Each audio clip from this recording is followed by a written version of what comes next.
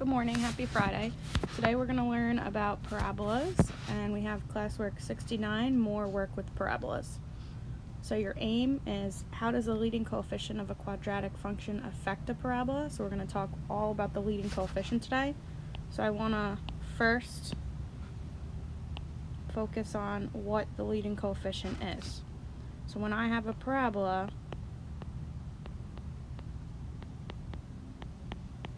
might look something like that. My leading coefficient is the number in front of the x squared.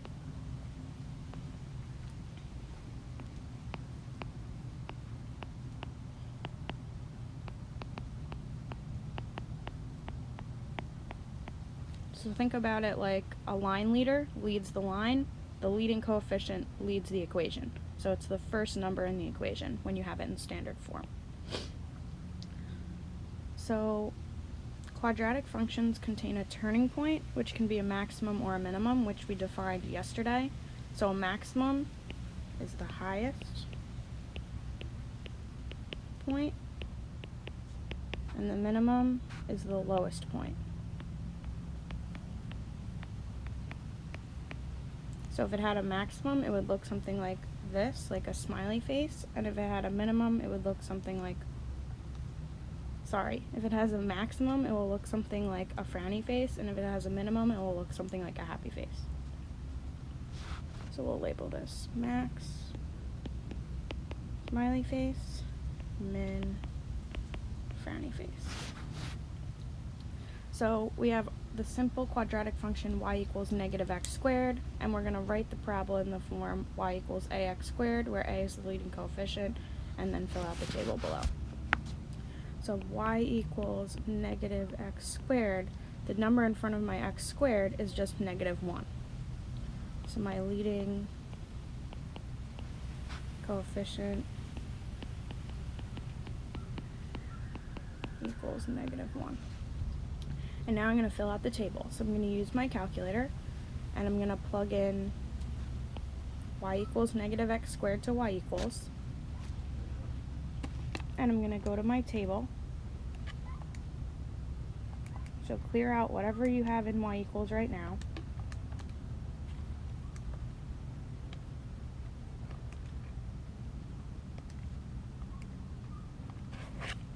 And we're looking for the y values for negative 3, which is negative 9, negative 2, which is negative 4,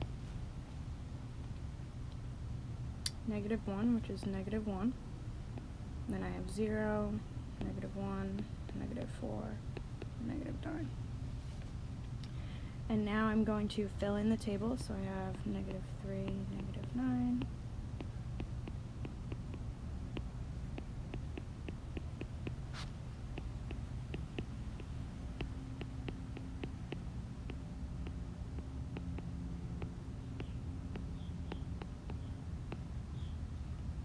so that's my table, and I'm going to graph it.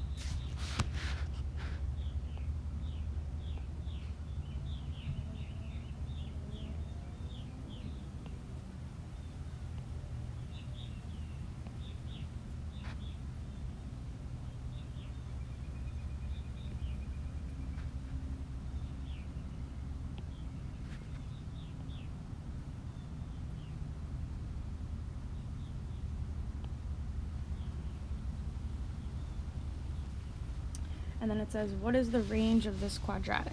So remember, range is our y values. So I'm only looking at the y-axis, and I'm looking for the smallest possible number and the highest possible number. So my smallest number is 0, and I'm using a bracket because it's a closed circle. My highest possible value on the y-axis, this is going on forever, down towards the negatives. So my answer is going to be actually negative infinity comes first, because remember the smaller number always comes first, and 0 is my largest number with a bracket.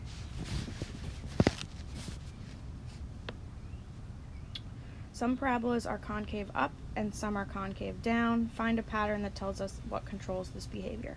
So we're going to use our graphing calculator with a standard window, so that means what I want you to start out doing is typing in zoom 6. That gets us back to a standard window. And we're going to type in each of these equations.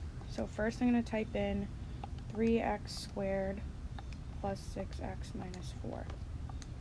And I'm going to look at what the graph looks like. And I'm just going to sketch it. So I don't want you to plot actual points. I just want you to sketch what the picture looks like. Looks like this. And then I'm going to do the same thing for the next one. Negative x squared plus 6x plus 1. And I'm going to look at the picture.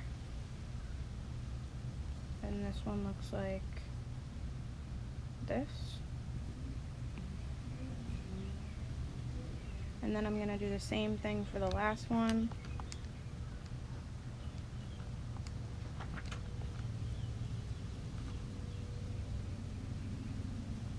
And this one looks like this.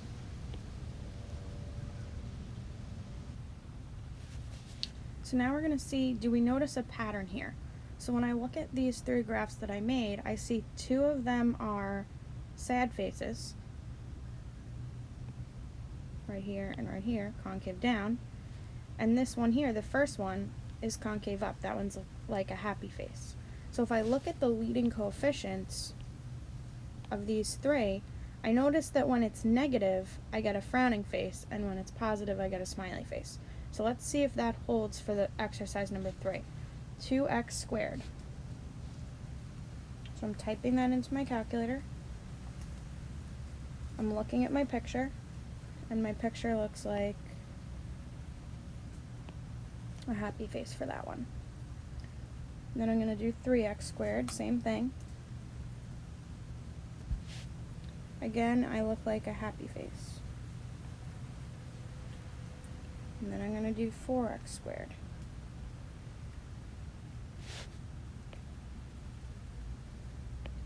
So all of those are concave up.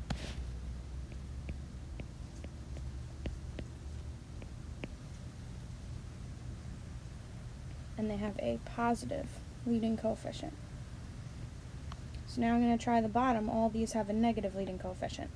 So I'm going to type in my calculator negative 2x squared and look at my graph. And that one is a frowny face. And then I'm going to do the same thing with negative 3x squared.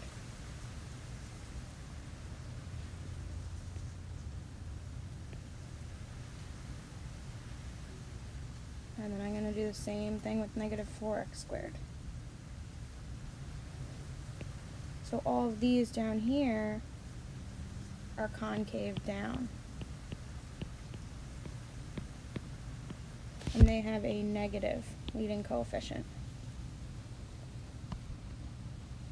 So we just figured out that the leading coefficient controls the direction that the parabola opens.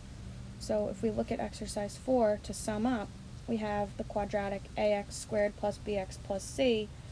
The parabola will open up, or it will look like a happy face if a is greater than 0, or a is positive. So that was the beginning of exercise 3, A, B, and C. And then we moved on to opening down. So it will open down and look like a sad face if A is less than 0, or A is negative.